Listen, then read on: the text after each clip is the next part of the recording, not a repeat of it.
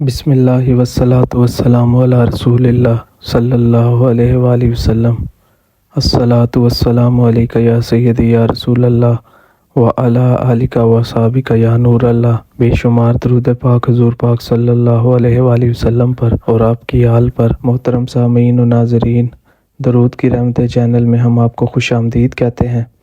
آج ہم درود و سلام کی حکمتیں آپ کے گوش گزار کریں گے۔ چنانچہ درود و سلام کی پہلی حکمت یہ ہے کہ سنن نسائی شریف میں حضرت ابو ہریرہ رضی اللہ تعالیٰ عنہ سے روایت ہے کہ صحابہ کرام رضی اللہ تعالیٰ عنہ نے رسول کریم صلی اللہ علیہ وآلہ وسلم سے عرض کیا، ہم آپ صلی اللہ علیہ وآلہ وسلم پر درود پاک کس طرح بھیجیں؟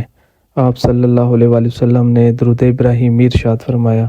تو اس درود شریف کے شروع کے الفاظ کا ترجمہ یہ ہے، اے اللہ درود بھیج محمد پر اور ان کی آل پر۔ یہاں یہ سوال پیدا ہوتا ہے کہ جب اللہ تعالیٰ نے ہمیں درود بھیجنے کا حکم دیا ہے تو ہمارے آقا کریم صلی اللہ علیہ وآلہ وسلم ہمیں درود و سلام کے لیے اللہ تعالیٰ سے درخواست کرنے کا کیوں فرما رہے ہیں؟ اس میں کیا حکمت ہے؟ اس میں حکمت یہ ہے کہ انسان چاہے کتنا عالی شان درود بھیجے، وہ حضور محترم نبی مکرم کے شایان شان نہیں ہو سکتا۔ یہی وجہ ہے کہ نبی پاک صلی اللہ علیہ وآلہ وسلم نے اپنی امت سے فرمایا، مجھ پر درود بھیجنے کی اللہ تعالیٰ سے درخواست کیا کرو۔ درود و سلام کی دوسری حکمت دعا کی ہے۔ اسلام کی تعلیم ہے کہ اگر محسن کے احسانات کا بدلہ چکانے کی استطاعت نہ ہو تو کم از کم اس کے لیے دعائے خیر ہی کر دینی چاہیے۔ حضور نبی کریم صلی اللہ علیہ وآلہ وسلم کے اپنی امت پر ان گنت احسانات ہیں، ان میں سے کسی بھی احسان کا بدلہ چکانا ہمارے لیے ممکن نہیں ہے۔ ہاں، یہ ہو سکتا ہے کہ ان کے لیے دعائے خیر کی جائے۔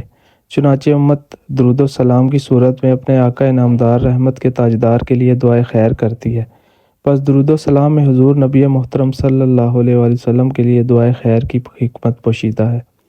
تیسری حکمت یہ ہے کہ جب بندہ درود و سلام پڑھتا ہے تو وہ اللہ کے حبیب کا ذکر جمیل کرتا ہے، اور یہ ذکر حبیب کی رفعت کا سبب بنتا ہے۔ چنانچہ قرآن کریم میں اللہ تعالیٰ فرماتا ہے، اور ہم نے آپ کے لیے آپ کا ذکر بلند کر دیا۔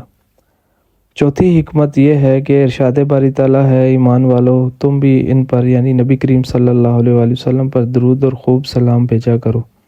اس آیت مبارکہ سے ثابت ہوتا ہے کہ درود و سلام کو ایک ہی چیز سمجھنا غلط ہے، یہ دو مختلف عمل ہیں۔ اس کے ساتھ ہی یہ حکمت بھی ظاہر ہوتی ہے کہ سلام کا مرتبہ درود سے کم نہیں، اس لیے فرمایا جا رہا ہے کہ درود اور خوب سلام بھیجا کرو۔ چنانچہ سلام سے خالی درود خدائے عظیم کے حکم کی تعمیل نہیں کرتا۔ حکم کی تعمیل یہ ہے کہ درود میں سلام کو بھی شامل کیا جائے۔ پانچویں حکمت یہ ہے کہ درود و سلام کا آغاز اللہم سے ہوتا ہے۔ جب اللہم کی ادائیگی میں اللہ کی آواز نکلتی ہے تو گویا درود خواہ اللہ کا ورد کرتا ہے۔ اللہ خدائے عظیم کا ذاتی نام ہے، اسم اللہ۔ یہ قرآن کریم میں 2584 مرتبہ آیا ہے۔ یہ نام خدا کے تمام ناموں اور تمام صفات کا جامع ہے، یعنی خدا کے تمام نام اور تمام اوصاف اس کے ذاتی نام لفظ اللہ میں سمٹے ہوئے ہیں۔ یہی وجہ ہے کہ بیشتر بزرگان دین نے اللہ کو اسم اعظم قرار دیا ہے۔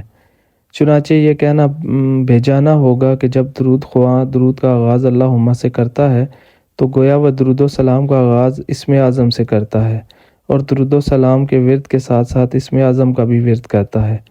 اس قدر عظمتوں برکتوں اور رحمتوں والا ہے درود و سلام کا ورد۔ دعا ہے کہ اللہ پاک حضور پاک صلی اللہ علیہ وآلہ وسلم کی سچی محبت عطا فرمائے اور ہمیشہ آپ صلی اللہ علیہ وآلہ وسلم پر درود پاک پڑھنے کی توفیق عطا فرمائے۔ جزاک اللہ خیر۔